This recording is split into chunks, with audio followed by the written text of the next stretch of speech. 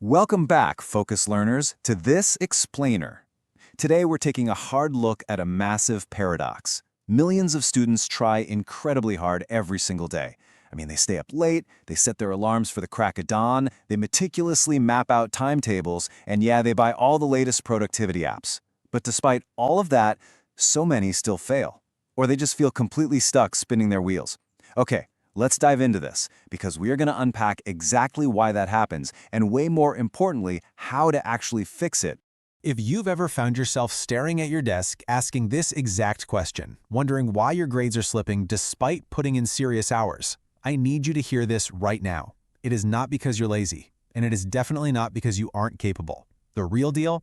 You are fighting an invisible battle that you probably don't even realize you're in. It's a literal war for your attention, and without the right playbook, well, most people are losing it. And this brilliantly illustrates what we're up against. For years, society has just hammered this myth into our heads, right? The idea that if you're failing, you just need to work harder, study longer, be more disciplined, stay motivated. It sounds so logical. Every success story we hear praises this relentless grinding effort. But the reality is completely different. The true secret isn't just generating more effort, it's about protecting your attention and building rock-solid systems. Pushing harder doesn't mean a thing if you aren't protecting the very thing you're pushing with. Let's think of it like a leaky bucket. Imagine you're trying to fill a bucket with water, but there's a massive hole right at the bottom. Your effort? That's the water. Your attention is the bucket holding it all together. And distraction? Distraction is the leak.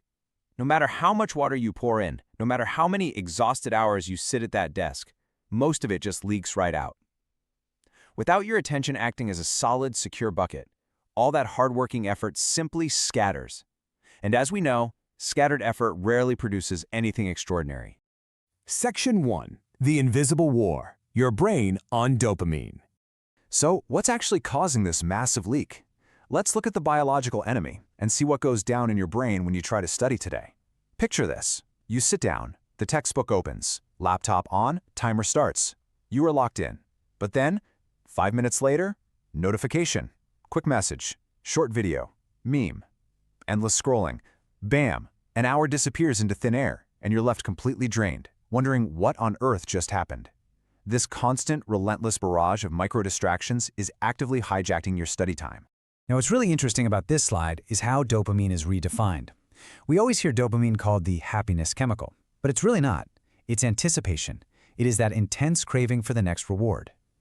Every single swipe, every little ping, every like gives your brain a tiny, highly addictive burst of stimulation.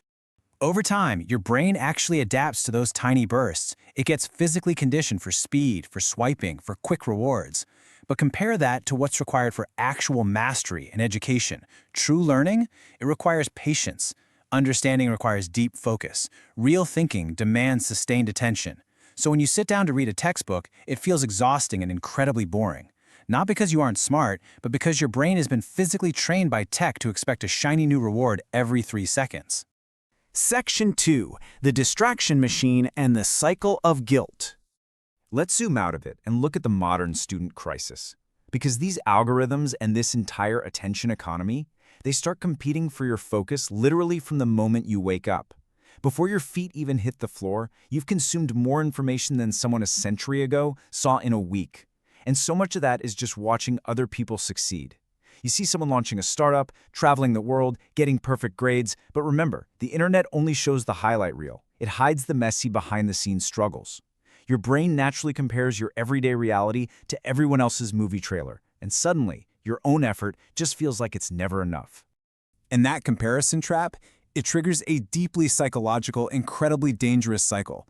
Step 1, you feel completely overwhelmed by everything on your plate and everyone you're comparing yourself to.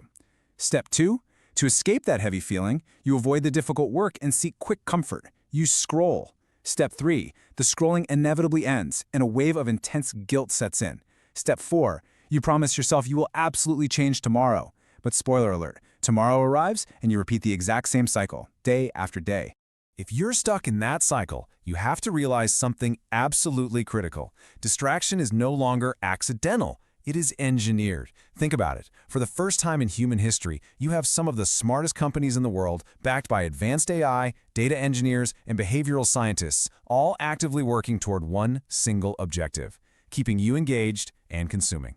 Attention is literally the most valuable resource on the planet right now, and they want yours. Just look at this number, 6. A single digital device can easily consume 6 hours of your day without you even noticing. That is 6 hours leaking right out of your bucket. 6 hours stolen straight from your education, your goals, and ultimately your future. And the crazy part, it happens passively, quietly, and entirely by design. Section 3. The Psychology of Change. So, the crucial point is we've diagnosed the invisible war, but escaping this trap requires a fundamental shift in how we approach our own habits. Success is almost never about motivation.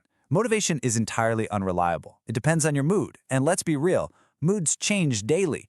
If your future depends on your mood, you're in trouble. What successful students rely on instead is environment and identity. A student who leaves their phone in another room studies entirely differently than someone who leaves it face up on their desk. Your environment silently but powerfully shapes your behavior. And even deeper than your physical environment is your identity.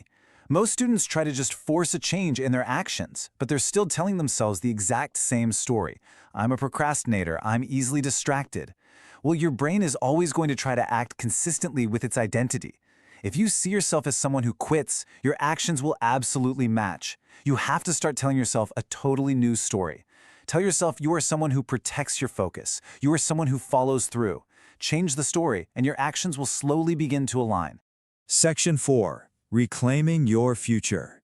Once you shift that internal narrative, you can start taking real, proactive steps to defend your mind. Because successful students don't just magically possess more willpower than the rest of us. They build systems. They ruthlessly reduce distractions early, putting the phone away before they even sit down. They curate focused environments that make doing the right thing the easiest option. And crucially, they develop clarity. They connect their daily actions to a much larger vision. When you know exactly why you're studying and what you're building, finding focus becomes so much easier. A clear mind knows exactly where its energy should go. And I really want to be clear here. Technology is not the bad guy. I mean, the internet gives us access to knowledge that previous generations could literally only dream of. The tool itself isn't the problem. Your relationship to the tool changes absolutely everything. You have to choose to be intentional rather than reactive. You have to command the tool rather than letting the tool command you.